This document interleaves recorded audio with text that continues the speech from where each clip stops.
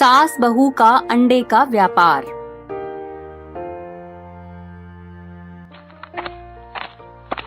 ये कहानी है दिनेश नाम के एक गरीब मजदूर की। दिनेश बाजार में हाथ की ठेली पर बोझा ढोने का काम करता था और सारा दिन कमर तोड़ मेहनत करने को मजबूर रहता था। दिनेश बोरियों से लदे ठेले को खींचते हुए एक दुकानदार के सामने रुककर पसीना पोंछते हुए दुकानदार से, लो सेठ, आपके चावल की बोरियां। कितनी बोरियां है? 4 बोरियां। ठीक है, सब बोरियां अंदर रखवा दो। इसी तरह दिनेश शाम तक पसीना बहाता रहता था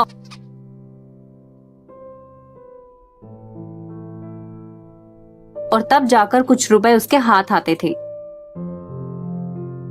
शाम को जब वो घर लौटता था तो सारा बदन दर्द करने लगता था।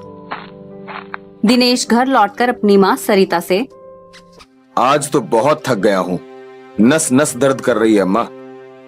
सारा दिन बोझ खींचकर शरीर में दम ही कहाँ बचता होगा बेटा, जा थोड़ा आराम कर ले। दिनेश आराम करने के लिए लेटा तो उसकी पत्नी आशा वहां आ गई और कहने लगी, खाना खा कर लेट जाना, लाऊं क्या? नहीं, थोड़ी देर कमर सीधी करने के बाद ही खाऊंगा। दिनेश की इतनी बुरी हालत देखकर आशा दुखी होकर बोली, हिम्मत से ज्यादा बोझ और औकात से अधिक कर्ज उठाकर आदमी टूट ही जाता है। तुम कहना क्या चाहती हो आशा? यही कि अगर बबली के ब्याह के लिए तुम्हें लाला से भारी कर्ज ना उठाना पड़ता तो आज तुम्हारी ये दशा ना होती। क्या करता? मजबूर था आशा। बहन की शादी में देर करता तो क्या दुनिया ताने नहीं मारती?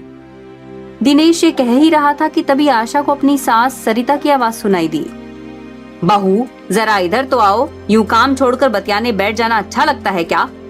सास की आवाज सुनकर आशा उधर चली गई और उसके जाते ही दिनेश को बबली के ब्याह की बातें याद हो आई। महीना भर पहले ही तो उसने अपनी बहन को दुल्हन के जोड़े में विदा किया था। बबली की शादी तो इसी मुहूर्त में करनी होगी बेटा। पर अम्मा, हाथ में तो एक फूटी कौड़ी तक नहीं है, फिर ये सब कैसे संभव होगा? तो क्या हुआ, लाला से कर्ज उठा लेंगे, घर की इज्जत तो बचानी ही है बेटा। तो ठीक है अम्मा, कर्ज ही उठा लेते हैं। देख भाई दिनेश, साल भर तो मैं बोलूंगा नहीं, लेकिन उसके बाद शर्म नहीं करूंगा।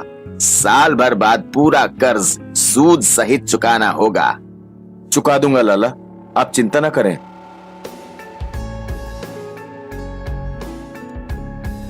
दिनेश को धूप में सामान से लदा ठेला खींचते हुए सरिता उसे देखती है।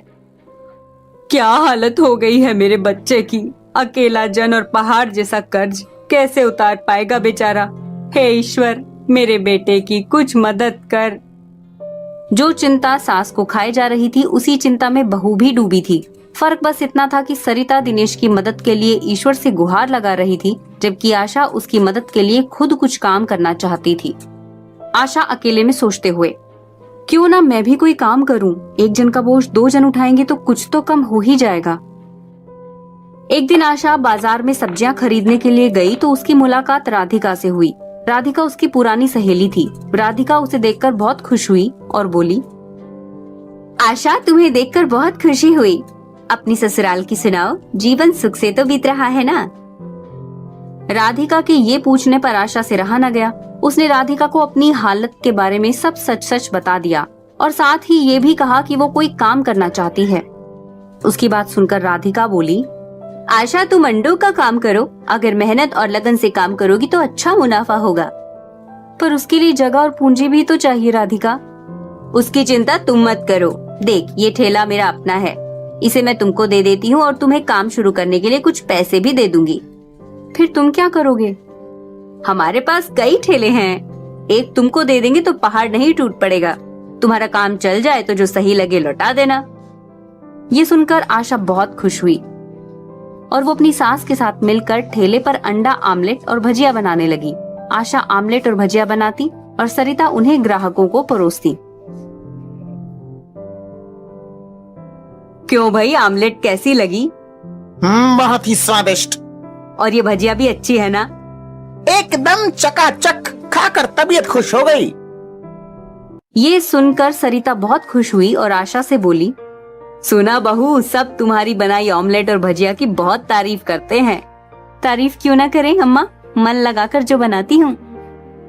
कुछ ही दिनों में उनका काम अच्छा चल निकला। आशा अंडों से और भी कई तरह के आइटम बनाने लगी और उसके सब आइटम लोगों को खूब पसंद भी आने लगे। इसी तरह आशा रोज खूब कमाई करने लगी। बहू, अगर हम अंडों का बड़ा सा स्टोर भी खोल लें तो कैसा रहेगा? अभी कैसे खोल सकते हैं अम्मा, लाला का कर्ज भूल गई?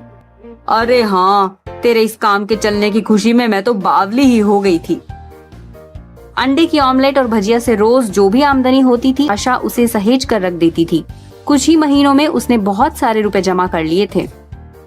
अब तो बहुत सारे रुपए जमा हो गए हैं, अब तो हम लाला का कर्जा चुका ही सकते हैं।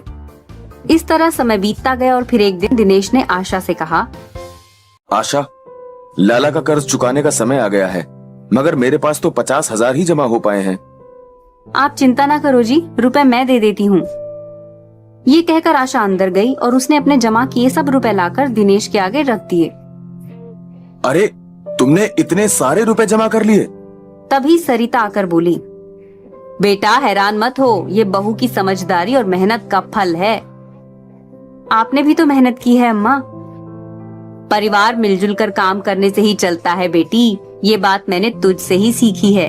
अगर तू अंडे का काम ना करती तो क्या ये सब हो पाता? सरिता की ये बात सुनकर दिनेश भावुक होकर बोला, आप दोनों ने तो मुझे चिंता से मुक्त ही कर दिया। अब लाला के सामने सिर उठाकर खड़ा हो सकूंगा। तू घबरा मत बेटा, अब कर्ज के कारण तेरा सिर कभी नहीं झुकेगा, क्योंकि हम सब मिलकर कमाएंगे। उसके बाद दिनेश ने लाला का सारा कर्जा चुका दिया और ठेली पर बोझा ढोने का काम भी छोड़ दिया। आशा और सरिता ने अंडा ऑमलेट और भजिया बनाने का काम करने के साथ साथ अंडों का बड़ा स्टोर भी खोल लिया। गरीब का मटका पिज्जा। ये कहानी बटुकपुर नामक एक गांव की है, जहां पर 2 पिज्जा शॉप हुआ करते थे। एक ओर कमलानाथ का तो उसके बगल में दूसरी ओर पृथ्वीराज का। कमलानाथ के पिज्जा ठेले पर दिन रात ग्राहकों का आना जाना लगा रहता। उन सबको कमलानाथ का पिज्जा बहुत पसंद आता। वहीं पृथ्वीराज के पिज्जा ठेले पर एक मक्खी तक नहीं मंडराती। ये लीजिए बॉस, आपका पनीर पराठा फ्लेवर पिज्जा, दबाकर मक्खन और चीज लगाया है। खाइए और मजे से लुत्फ उठाइए। भाई वाह, कमाल का पिज्जा बनाए हो जनाब। शहर के बड़े बड़े पिज्जा शॉप को भी पीछे छोड़ देंगे एक दिन आप कमालनाथ भाई साहब। एकदम सटीक, बिल्कुल लाजवाब है, मजा आ गया, एक और दे दो। कमलनाथ के ग्राहकों को तारीफों के पुल बांधते हुए देख पृथ्वीराज को काफी जलन होती और गुस्सा आता। एक दिन जब कमलनाथ दोपहर के वक्त अपने ठेले के साइड में सो रहा था, तभी पृथ्वीराज वहां चुपके से आकर, क्यों रे छपड़गंजू, बहुत फेमस होना है ना? तेरे वजह से मेरे खाने के लाले पड़े हुए हैं, लेकिन अभी देख कैसे तेरी रोजी रोटी पे ग्रहण लगाता हूँ। पृथ्वीराज कमलनाथ के पिज्जा बनाने वाले सामान पर मिर्च और तीखा पाउडर छिड़क देता है और वहाँ से रफू चक्कर हो जाता है। शाम में जब कमलनाथ के ग्राहक पिज्जा खाते हैं, तभी तीखेपन के मारे उनकी जान निकल जाती है। आहा, अबे गोचू, पिज्जा बनाते वक्त खराटे मार रहा था क्या? इतनी मिर्ची तेरे पिताजी ने डाली थी क्या? आहा, मुंह जल गया मेरा। आहा, मम्मी पानी पानी पानी। तभी सारे ग्राहक वहाँ से चले जाते हैं। पृथ्वीराज ये दृश्य देखकर मन ही मन फूट फूट कर हंसता है। कमलनाथ के ठेले पर अब कोई नहीं आता और सभी ग्राहक पृथ्वीराज के ठेले पर आने लगते हैं।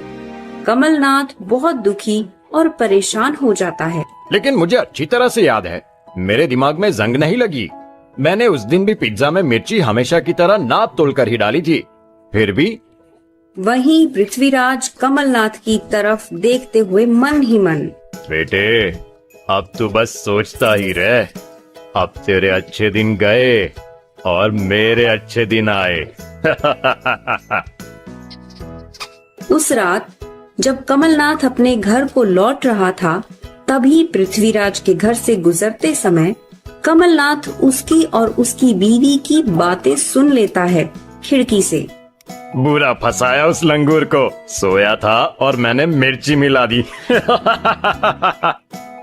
एकदम लल्लन टाप काम करके आए हो पृथ्वीदेव। तो इसका मतलब ये सब इस पृथ्वीराज ने किया है। अभी तो इससे सबक सिखाना ही होगा। अब मैं नया काम शुरू करूंगा और इस बार ट्विस्ट के साथ। मैं अब अतरंगी अनोखे मटका पिज्जा बनाऊंगा। मुझे पूरा यकीन है ये दानव फिर से आएगा मेरे काम को बिगाड़ने, तब इसे रंगे हाथों पकड़ूंगा। कमलनाथ एक नई शुरुआत करता है।